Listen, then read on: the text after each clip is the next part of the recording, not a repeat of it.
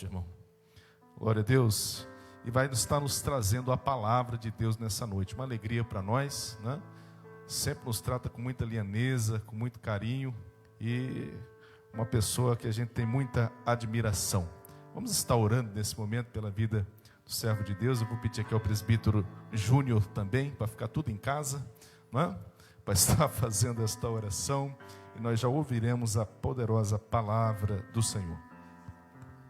Cumprimento a amada igreja, a paz do Senhor Jesus, amém? Oremos. Senhor, meu Deus, meu Pai, neste momento apresentamos a vida do Teu servo, que vai trazer a Tua palavra nesta noite, Pai.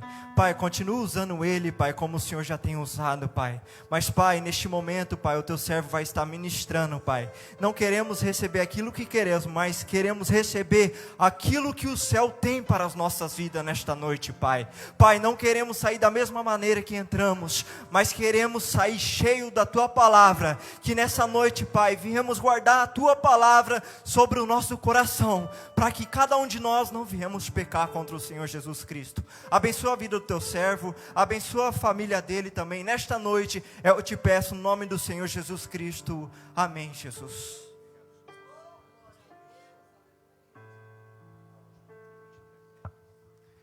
A paz do Senhor, queridos.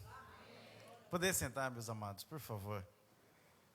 Quero agradecer a Deus pela oportunidade de voltar aqui. Já estive uma vez.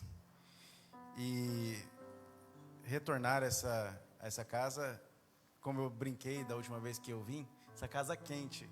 É uma igreja gostosa de estar. A gente, os irmãos que glorificam a Deus. É uma alegria estar aqui. E principalmente com meu amigo, faço das palavras dele as minhas em relação à pessoa dele. Nós temos uma afinidade muito grande com a família. E eu fico muito feliz do convite, sinto-me muito honrado. Queridos, para a gente não perder tempo, abra sua Bíblia aí, por favor. Evangelho de João, capítulo de número 14, versículos 1, 2 e 3. Bem conhecido da igreja, mas eu queria compartilhar uma palavra de Deus, que está no meu coração já há alguns dias, mas que hoje de manhã bateu mais forte na escola dominical, e eu falei, hoje à noite vou fazer isso mesmo. Vou falar dessa palavra que fala tanto ao nosso coração. João 14, 1, 2, 3, diz o seguinte: não se turbe o vosso coração, credes em Deus, crede também em mim. Na casa de meu pai há muitas moradas, se não fosse assim eu vou-lhe teria dito, vou preparar-vos lugar. E quando eu for e vos preparar lugar, virei outra vez e vos levarei para mim mesmo, para que onde eu estiver, estejais vós também. Amém? Irmãos, hoje de manhã, eu todo domingo dou aula na Escola Bíblica Dominical. E hoje de manhã eu fui falar à minha classe e esse texto era a leitura bíblica, né, a leitura de classe. E nós fizemos a leitura e eu comecei a discorrer sobre esse texto com base naquilo que o comentarista estava dizendo. E ali a gente teve um momento muito gostoso de interação, falando sobre esse texto, sobre o contexto de que Jesus está dizendo. E aí bateu forte o meu coração dizendo, fala desse texto hoje à noite também. Irmãos, este texto é muito forte, é um dos capítulos mais fortes do Evangelho de João. O Evangelho de João já é maravilhoso. Ele demora 60 anos para escrever esse Evangelho. João talvez tenha recebido muita pressão. Escreve, João, escreve, João, escreve, João. Marcos escreve primeiro, está circulando há décadas. Mateus escreve, está circulando há décadas o Evangelho de Mateus. Lucas escreve, e está circulando o Evangelho de Lucas para lá e para cá. Mas João não. Demora 60 anos, desde a morte de Cristo, para João começar a escrever. E aí ele fala, olha, eu sei que Mateus apresentou Jesus como filho de Abraão. Eu sei que Marcos apresentou Jesus como servo sofredor. Lucas apresentou Jesus como sábio. É no livro de Lucas que tem todas as belas parábolas. Porque os gregos gostavam de sabedoria. E Lucas escreve para os gregos. Mas eu não quero apresentar Jesus como nenhuma dessas faces. Eu quero apresentar Jesus como Deus, como Ele era. E para que João compreendesse quem era Jesus, Não foi imediatamente. Não foi durante os poucos tempos e meses e anos que João teve de acesso a Jesus.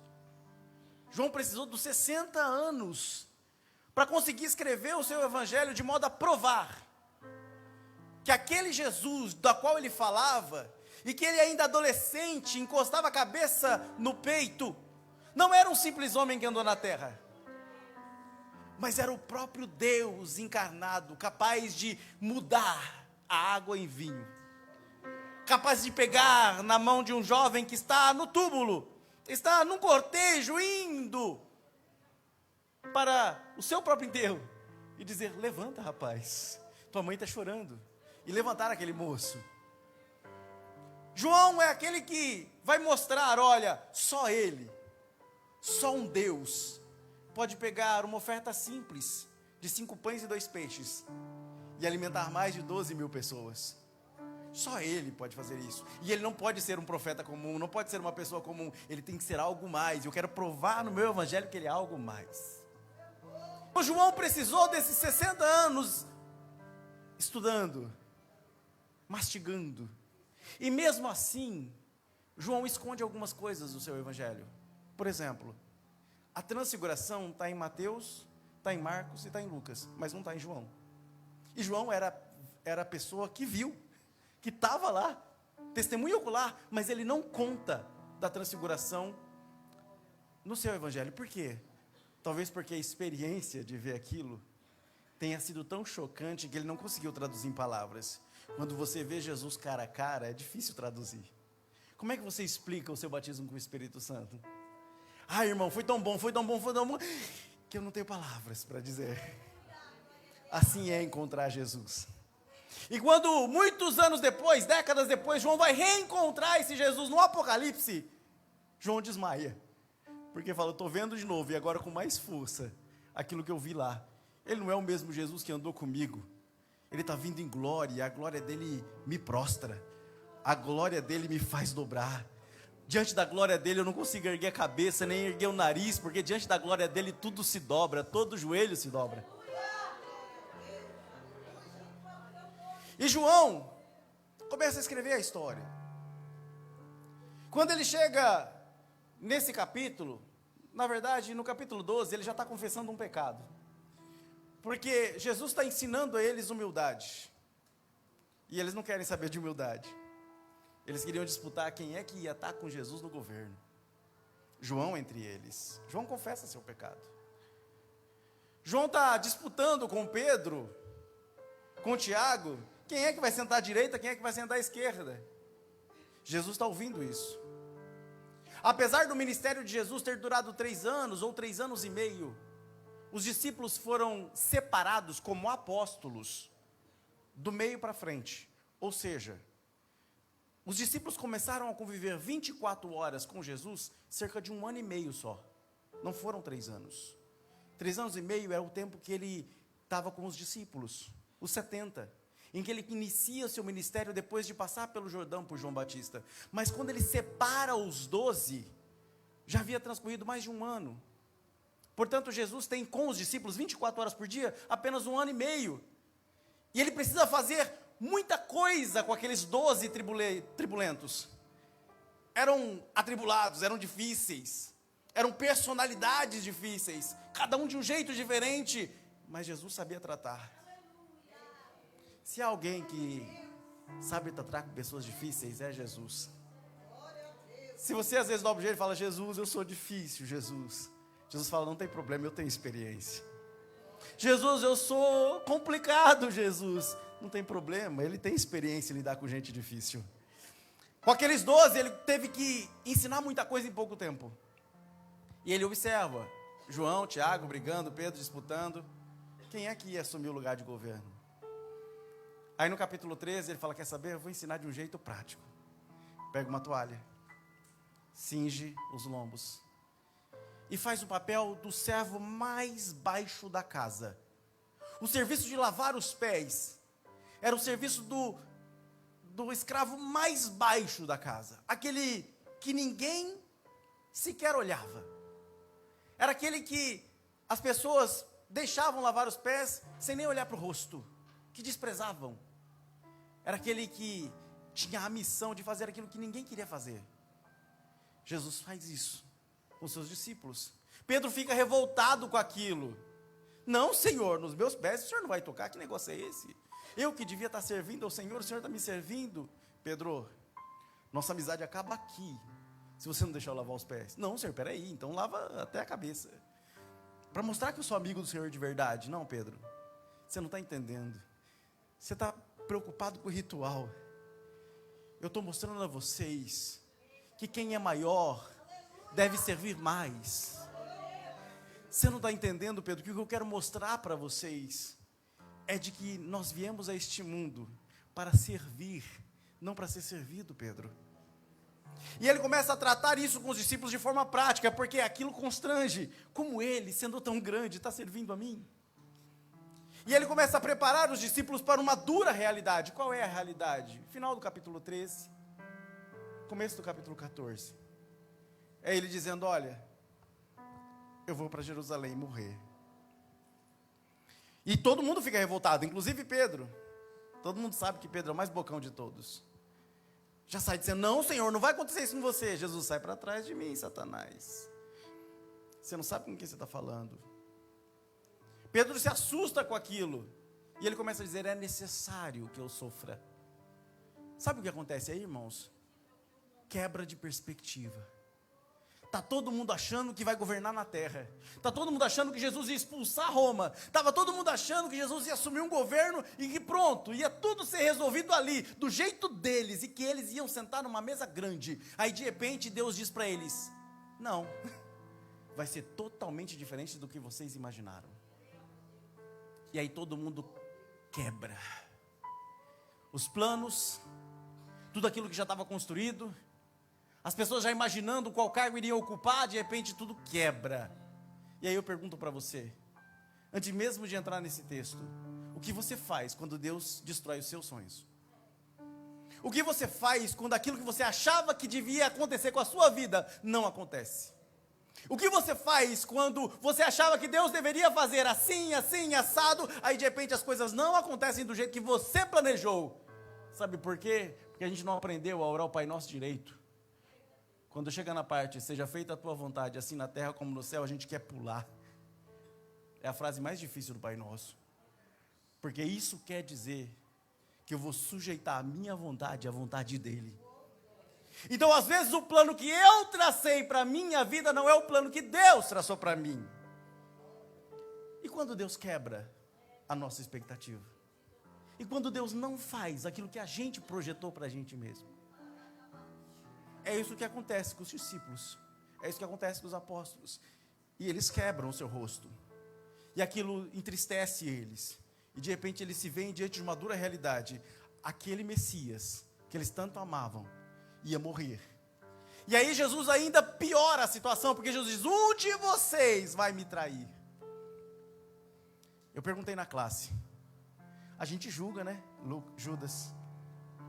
A gente fala assim, olha Judas, demônio puro. Ah, se eu pudesse pegar Judas.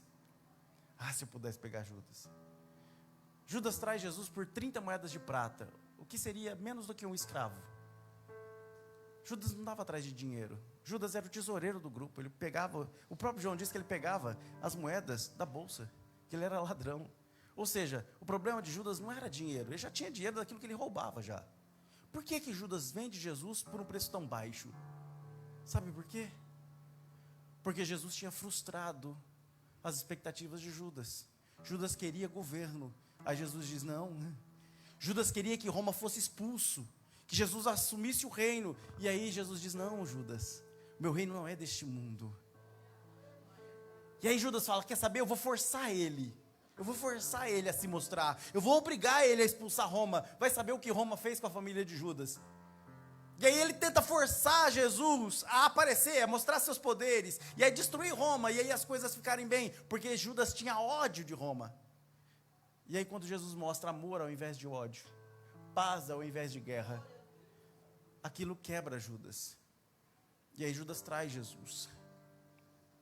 Eu perguntei na classe hoje de manhã, você consegue passar uma semana sem trair Jesus também? Você está julgando Judas. Você está falando contra. Mas você consegue passar uma semana sem pecar? Sem fazer algo que aos olhos de Deus seria traição também? Então a gente não julga Judas. Sabe qual foi o erro de Judas? Não ter corrido para os pés de Jesus e dito: Senhor, eu pequei, eu te traí. Porque a diferença entre Judas e Pedro não foi nenhuma. Não houve nenhuma diferença entre Judas e Pedro. A diferença foi que Pedro chorou amargamente. Judas procurou outro subterfúgio. Judas, ao invés de correr para os pés de Jesus, dizer: Jesus, pequei, Jesus perdoaria Judas. Ele foi arrumar as coisas que ele estragou do jeito dele. E toda vez que a gente tenta arrumar um erro nosso do jeito nosso, o resultado é morte. E aí Judas se perdeu por causa disso. Quando eles estão ali, Jesus indica: olha, um de vocês vai me trair. Ele até mostra que é Judas. No capítulo 13, versículo 31, ele fala para Judas: vai. 13, versículo 27, ele diz: vai. O que tens que fazer, faz-o depressa. Judas levanta e vai embora. Ali a ceia que devia ser de alegria passa a ser uma ceia de tristeza. Está todo mundo cabisbaixo. Todo mundo cabisbaixo. Quando Jesus diz assim: não se turbe o vosso coração. Está todo mundo triste, amargurado, quando Jesus olha para todos. Eu fico imaginando o olhar de Jesus. Não se turbe o vosso coração. Não precisa temer. Não precisa chorar. Não precisa se desesperar. Jesus olha para eles e diz: não se turbe o vosso coração. Credes em Deus. Crede também em mim. Se Jesus tivesse dito essa frase em público, ele seria apedrejado. Porque o que Jesus estava dizendo é: a mesma fé que vocês colocam em Deus Pai, Criador do universo, coloquem em mim. Jesus diz com todas as letras para eles: eu sou igual a Deus. A mesma fé que vocês colocam em Deus Pai, coloquem em mim também. Então olhem para mim e não turbem os vossos corações. Ah, é fácil? Não é. Como é que você diz para eles, naquela situação de tristeza: ei, olhem para mim e fiquem alegres, não se turbem, não fiquem preocupados, as circunstâncias parecem difíceis, mas para de olhar para as circunstâncias, olha para mim, não se turbe o vosso coração. O que Jesus está dizendo para eles é: para de focar naquilo que está ao seu redor e olha para quem interessa, olha para Jesus. Aí ele diz mais uma coisa, que eu quero ressaltar com vocês: credes em Deus, crede também em mim. Na casa de meu pai há muitas moradas. Se não fosse assim, eu vou-lhe teria dito: vou preparar-vos lugar. Deixa eu explicar para vocês por que ele disse isso.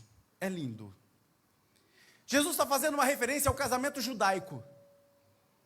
No casamento judaico, havia um cerimonial bem diferente do que é para nós, assim.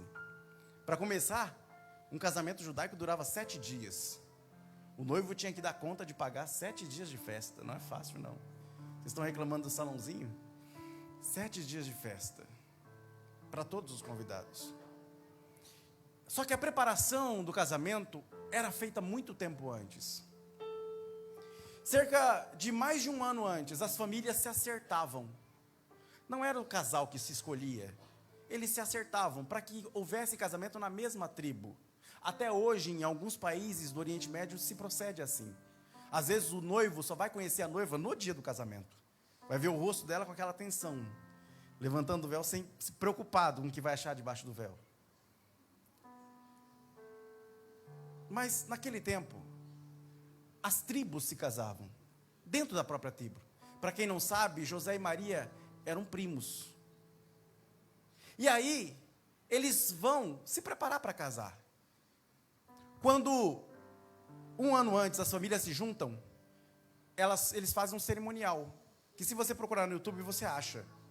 É uma taça que eles enrolam num pano de seda, colocam no chão e quebram a taça. Nesse momento, é celebrado o chamado ketubá. É um contrato. um ano antes do casamento. Esse Ketubá dá tanto direito para uma família quanto para outra. A partir daquele momento, a mulher passa a também ser filha da família do marido, do noivo. E o noivo passa a ser filho dos pais da mulher. Se ele sair daquele encontro e morrer, a mulher já tem direito à herança. É um contrato de casamento feito um ano antes. Nesse contrato, há missões e há deveres para cada um deles. O noivo deve sair da casa do contrato e começar a construir a casa onde eles habitarão. E onde era mais comum eles construírem a casa? No mesmo terreno da casa dos pais do noivo. No mesmo terreno. Eles geralmente construíam um pouco atrás uma casa. E uma casa no Oriente Médio, se você nunca viu, é 4 paredes, uma janelinha e só. Quem tinha dinheiro para colocar uma porta era muita coisa já. Então o noivo tinha um ano para escavar no deserto, para colocar as bases e construir uma casinha, que ele levaria a noiva no dia das núpcias. Um ano. Essa era a missão do noivo. Qual era a missão da noiva? Aguardar o noivo com todo cuidado. Ela devia se preparar para o casamento, devia se guardar, devia se lavar, devia jejuar, devia buscar a Deus, devia preparar o enxoval. Olha só isso, segura aí. E o noivo além de fazer a casa, tinha que bancar tudo que a noiva precisasse durante aquele um ano. Então como o noivo fazia isso se ele tinha que construir?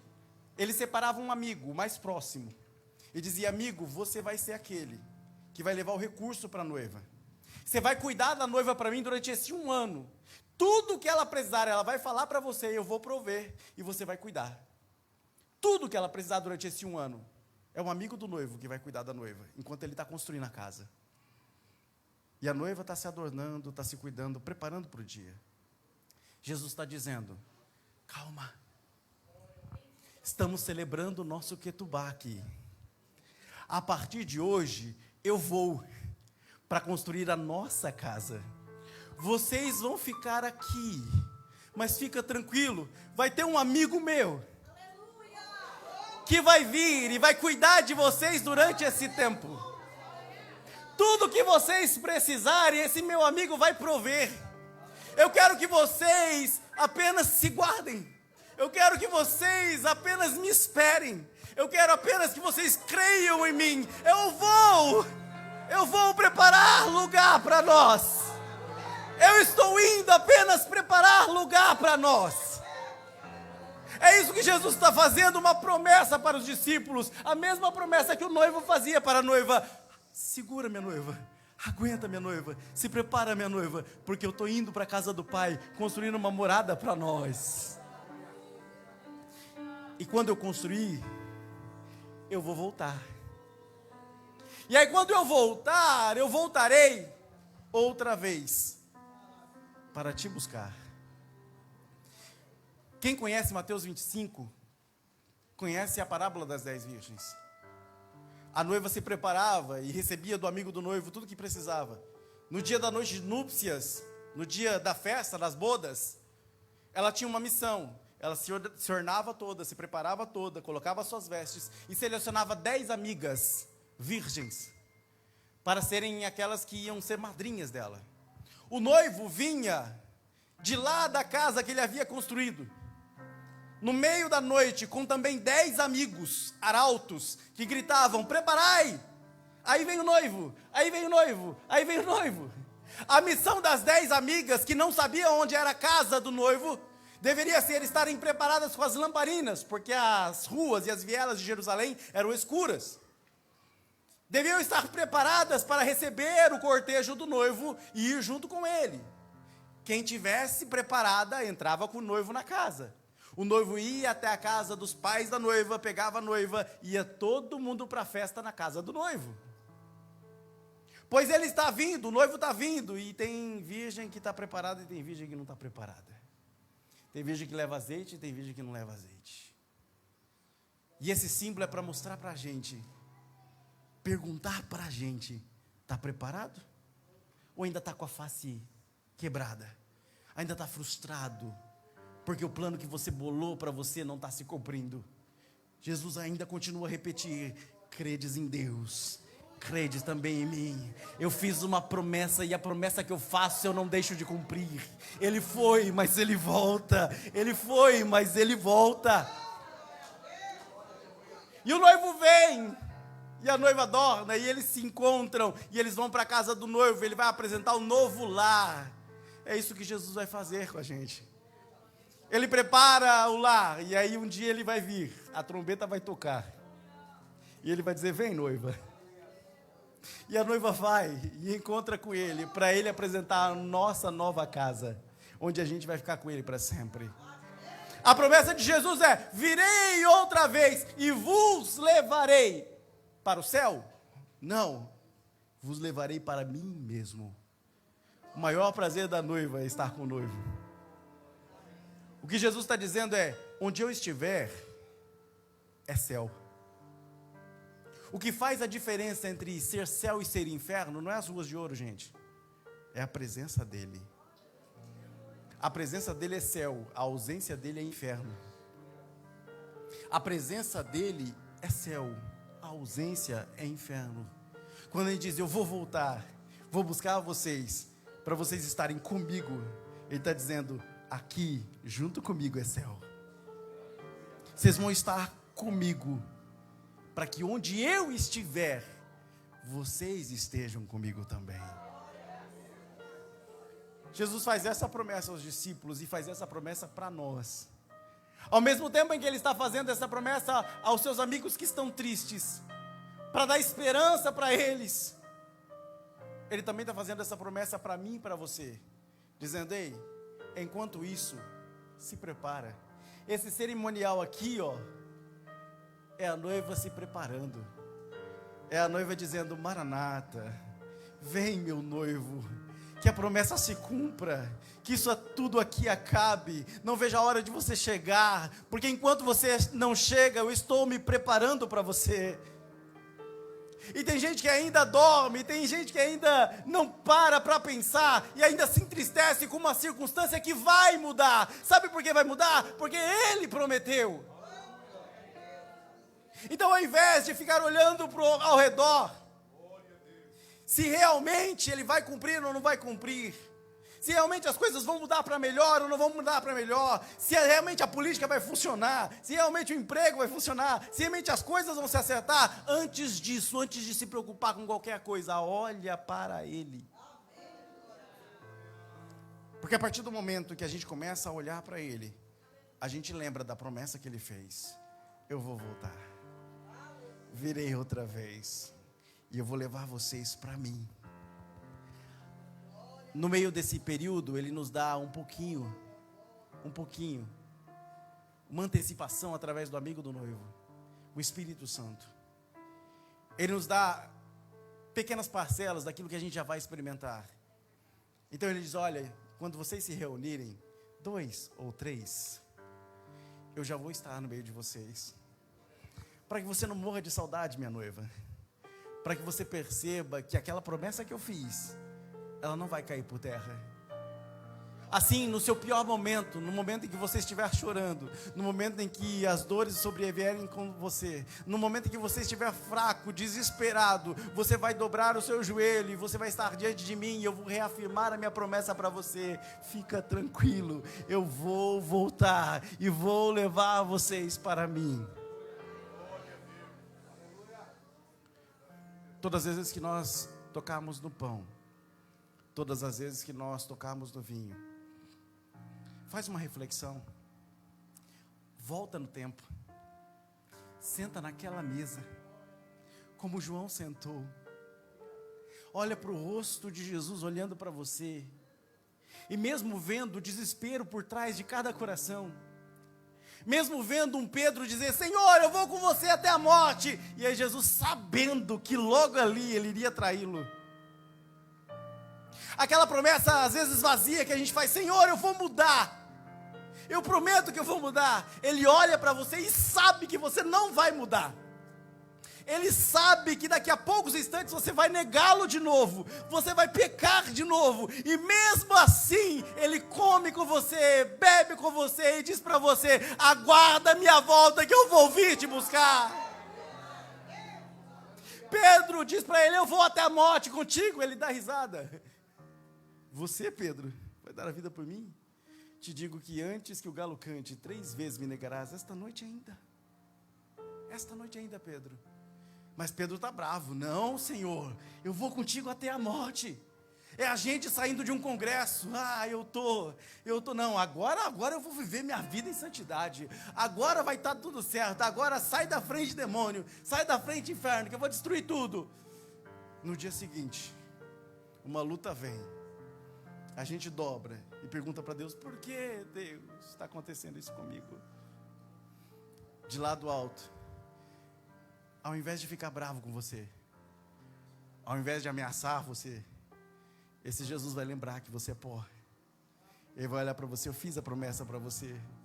Eu sei que você errou, mas a promessa ainda está de pé. Volta para os meus pés. Faz como Pedro, não faz como Judas. Faz como Pedro, corre, chora amargamente, se arrepende, porque haverá um dia que mesmo você se achando tão culpado, eu vou te encontrar numa praia, com peixe pronto, sentar com você e perguntar no seu rosto: Pedro, tu me amas? Pedro, tu me amas? Terceira vez: Pedro, tu me amas? Para que a sua culpa se vá, para que você perceba que eu sei que você errou, mas que esse erro não determinou seu destino, que eu posso mudar isso se você vier para mim, se você chegar em mim, se você vir aos meus pés. Eu vou olhar para você com um olhar de amor e vou dizer: a promessa ainda está de pé. Só não deixa a culpa te consumir. Só não deixa esse pecado te destruir. Só não deixa as coisas afastarem Deus de você ou você de Deus. Quando Ele disser vem, corre. Quando Ele disser se arrepende, se arrepende. Quando o Espírito Santo tocar seu coração, seja o primeiro a levantar, a correr para frente e dizer: Senhor, pequei. Mas estou aqui, de volta. Eu ainda quero estar naquele dia quando o Senhor me chamar. Ainda quero participar dessa promessa.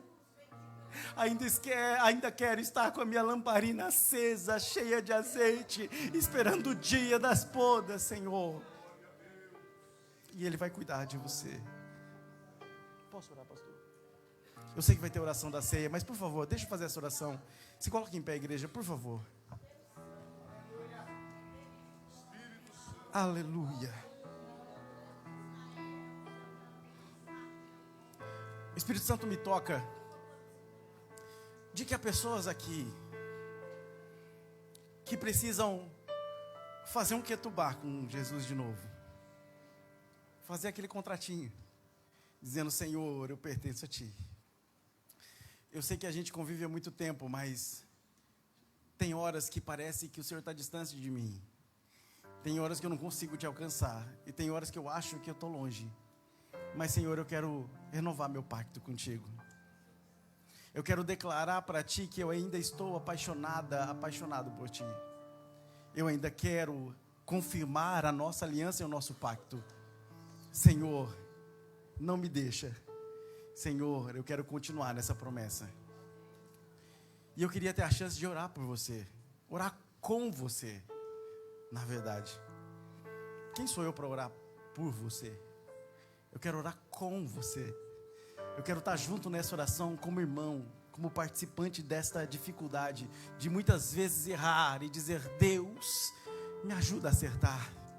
Deus, me abraça de volta, me recebe de volta, me coloca de novo em teus braços, deixa eu colocar a cabeça no seu colo, como João fazia, Senhor, de novo, e renova a tua aliança comigo. Quantas vezes eu tenho que fazer isso, irmãos? Porque enquanto houver carne aqui, enquanto eu for o que chamam de ser humano, vai haver momentos de dúvida, erro, incerteza, dificuldade. mas eu ainda ouço a voz, ainda bem que eu ouço a voz, que continua dizendo: calma, a promessa ainda está de pé. Não deixe essa voz enfraquecer no seu ouvido, não. Por isso eu te peço, seja corajoso. Eu te peço encarecidamente, seja corajosa. Sai do seu lugar. Vamos orar juntos. Vamos dizer: Jesus, eu renovo o meu pacto contigo. Senhor, eu prometo. A primeira corajosa é a mais difícil. Louva a Deus pela vida. Porque às vezes, sabe, irmãos, a gente fica com aquele medo no coração. Não deve ser para mim, não. Tá tudo tão normal para mim. Faz um exame, tá? Tá mesmo? Ou será que aquilo que eu vivo ainda falta? Será que eu estou ouvindo a voz de Jesus de manhã dizendo bom dia? Ou será que eu ouço a voz dos meus próprios problemas dizendo mais um dia para a gente matar um leão? Renova o seu pacto com Jesus. Eu não estou dizendo para você que as circunstâncias do nada você vai encontrar um milagre. Não. Eu estou dizendo que no meio da tua dor vai ter companhia. Estou dizendo que no meio das circunstâncias difíceis você vai encontrar a tão esperada paz que você precisa encontrar. No meio da dificuldade, no meio do mar bravio, você vai conseguir dormir. Por isso, não desperdice essa chance, não. Não desperdice essa chance, não. Não é por mim, não é pelos pastores que aqui estão, é por você. Por você. Não desperdice essa chance. Eu vou orar e entregar o microfone, mas você tem essa oportunidade. Não desperdiça. Eu vou embora para minha casa. Eu ainda ouço essa voz. Eu quero que você continue ouvindo. Você. Com Deus não tem coincidências, meu irmão. Com Deus não tem coincidências. Deus me trouxe de Prudente aqui por você. Deus não deixou eu escapar para outra palavra por causa de você. Deus fez eu seguir essa linha no trecho escolhido por você. Nem está dentro do script que eu coloquei. Foi por você. Então não perde essa oportunidade. Eu vou orar. Aproveite seus 10 segundos e vem, corre. Senhor Jesus.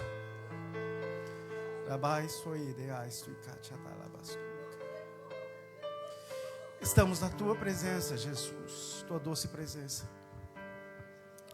Recebe o nosso louvor e a nossa adoração nessa hora, Jesus. Vieram pessoas aqui à frente, Deus, pedindo a Ti, Senhor, renova nossa aliança. Pai, estabelece, Senhor, de novo, aquela intimidade, Deus, que o Senhor dava aos Teus filhos e filhas.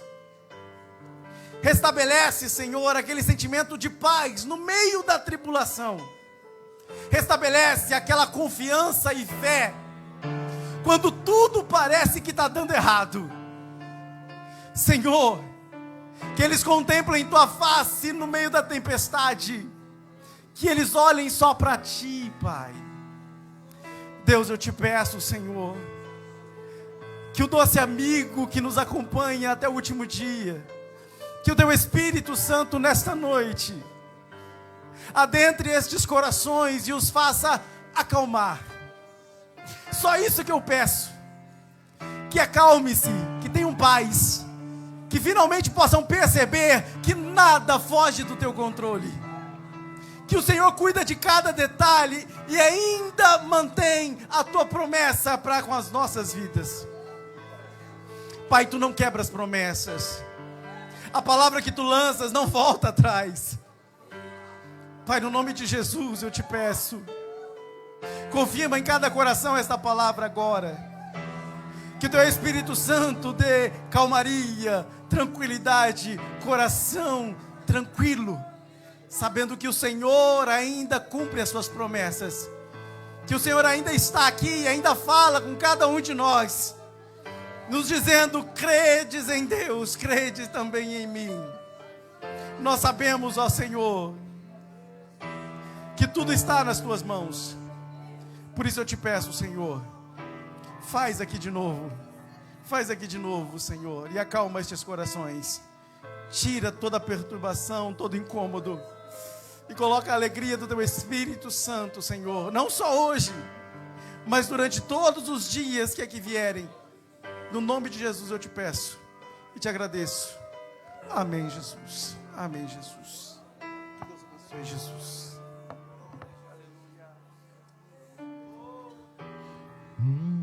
Oh, glória.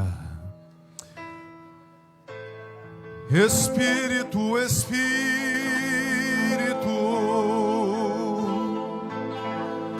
que desce como fogo, vem como em Pentecostes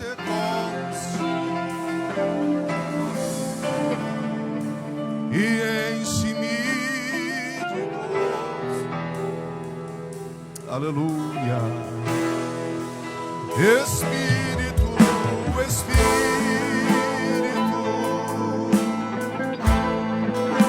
que desce como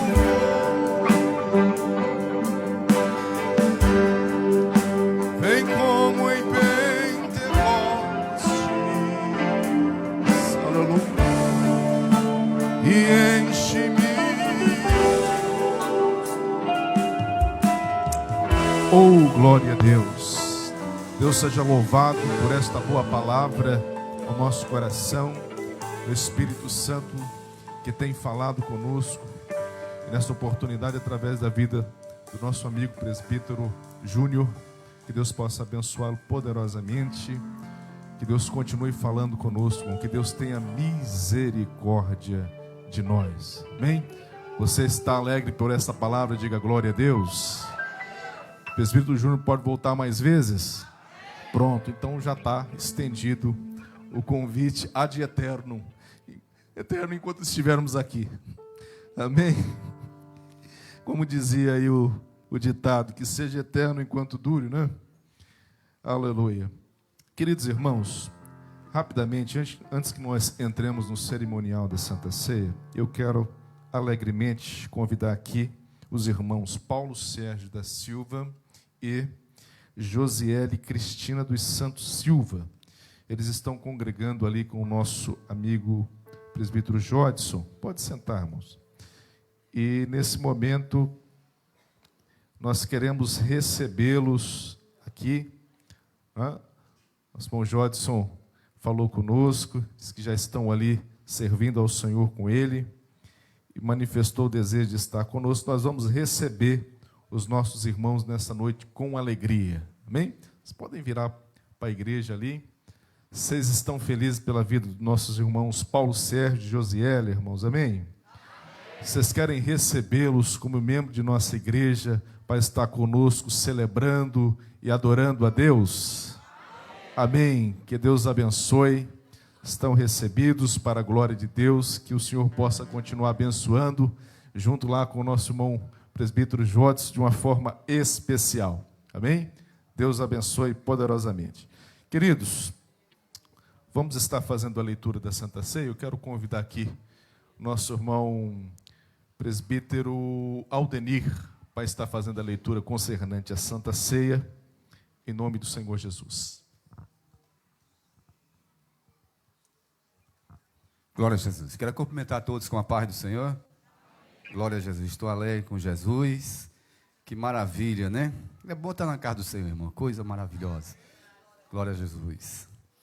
Conforme a orientação do nosso pastor, convido a todos para ficarmos em pé e vamos fazer uma leitura no Evangelho segundo escreveu São Lucas, capítulo de número 22, versículo 7 ao versículo de número 20. Glória a Jesus. Lucas capítulo 22, versículos 27 ao 20, está escrito assim: Chegou, porém, o dia da festa dos pães asmos, em que importava sacrificar a Páscoa. E mandou Pedro e João, dizendo: Ide, preparai-nos a Páscoa, para que a comamos. E eles perguntaram: Onde quer que preparemos? E ele disse: Eis que quando entraram na cidade, encontrarei um homem levando um